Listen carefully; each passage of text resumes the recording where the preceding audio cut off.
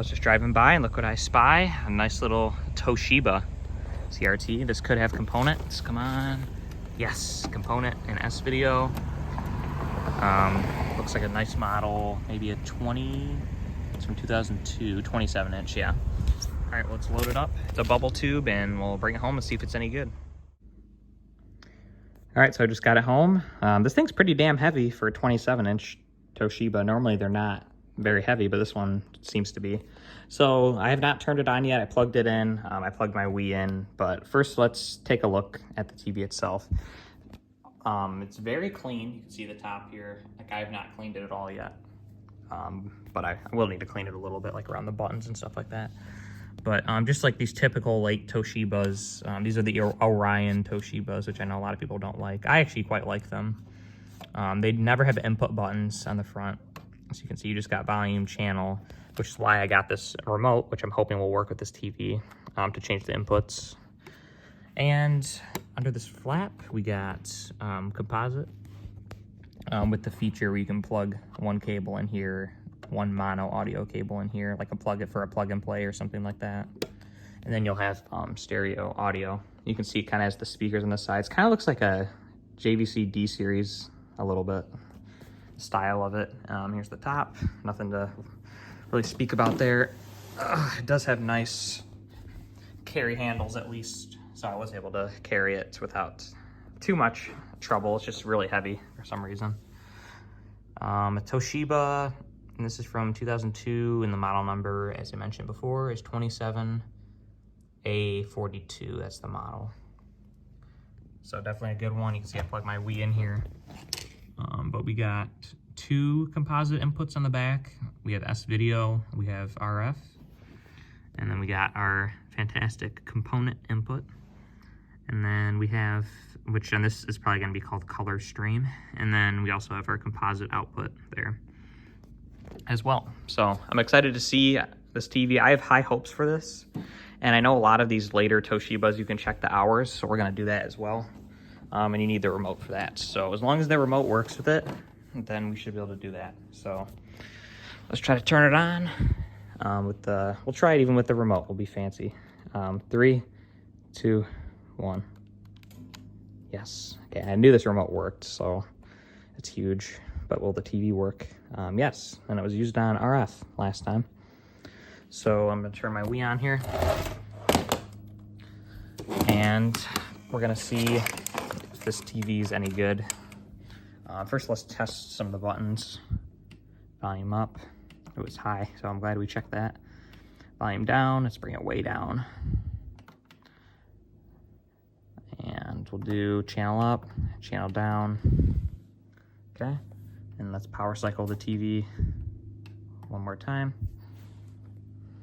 Okay, now well, first let's see if we can change inputs just with the channel indicators. The screen's so big I can't even film it all. Go down, nope. So just like most Toshibas, you will need the remote for the inputs here, which thankfully we might be able to do. So input select, yes. So it's either gonna be input 4, okay, yep, color stream. That's gonna be our component input. And I don't think we're getting anything, which is concerning. See, I had this in like I'm using like a cheap, I had it set to composite, that's why. Cheap little multi-cable there for testing purposes. Whoa, these colors are messed up. I'm thinking I put the cables in wrong, hopefully. Let's see. Yep, I did.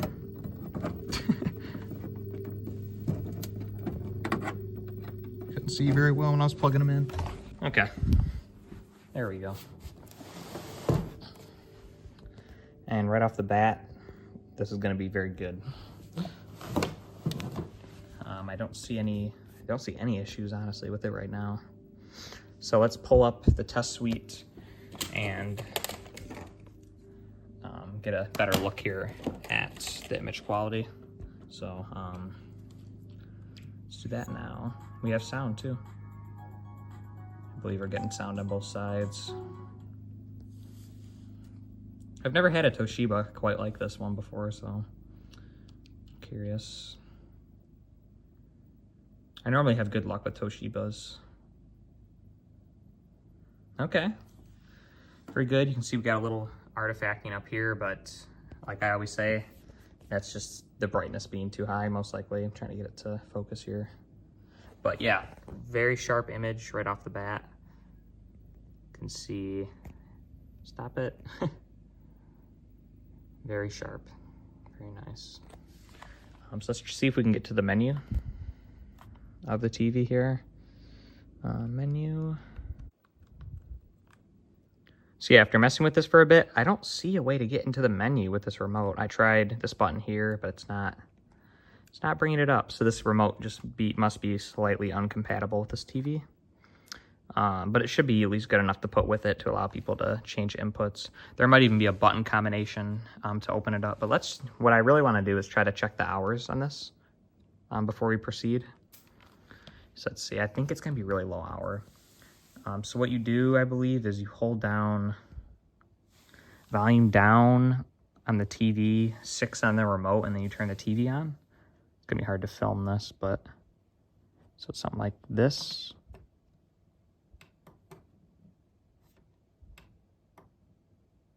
It's not letting me turn it on with, maybe you have to turn it on from the remote.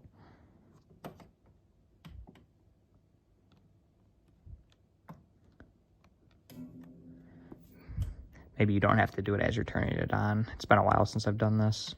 Volume down and hit 6.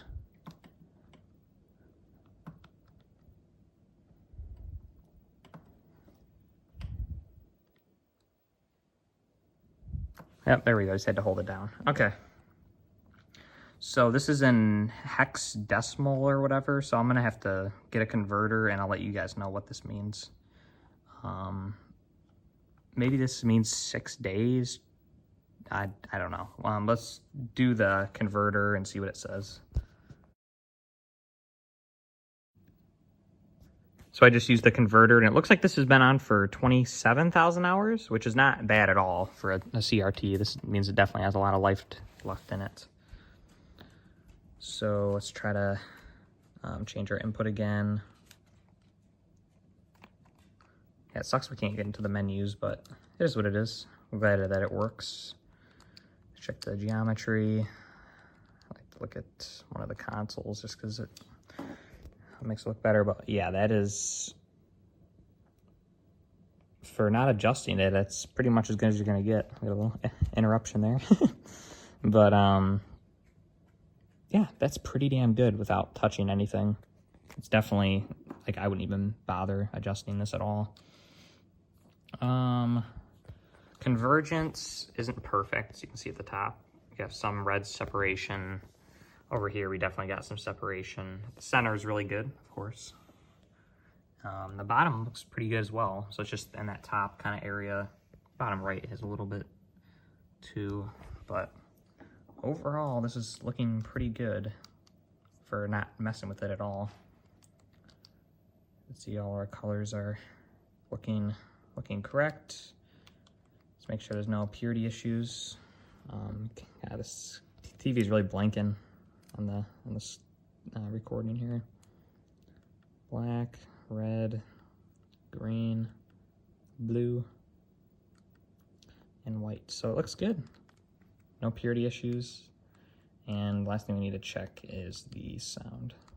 So I'll do left.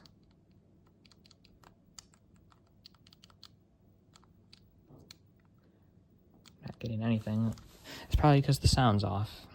That's right, we just had to turn it down. So left, right, and center is just the both of them. So fully functioning.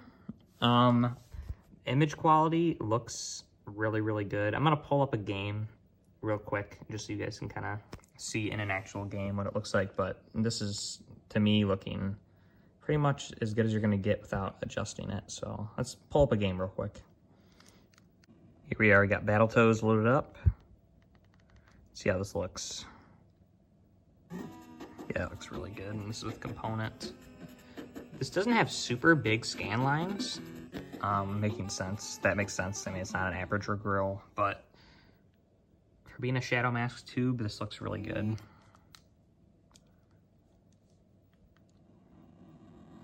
And the geometry is pretty much perfect, so side-scrolling games like this are gonna look really well, really good. I'm not gonna be able to play this all with one hand, but yeah, this looks perfect. I'm gonna be able to beat this guy with one hand. Yeah. Got him. All right. So that's gonna be the video, guys. This TV looks freaking awesome, and I was super happy to find it for free. And the funny thing is, I was actually on my way to buy shelving units for my storage for my eBay business.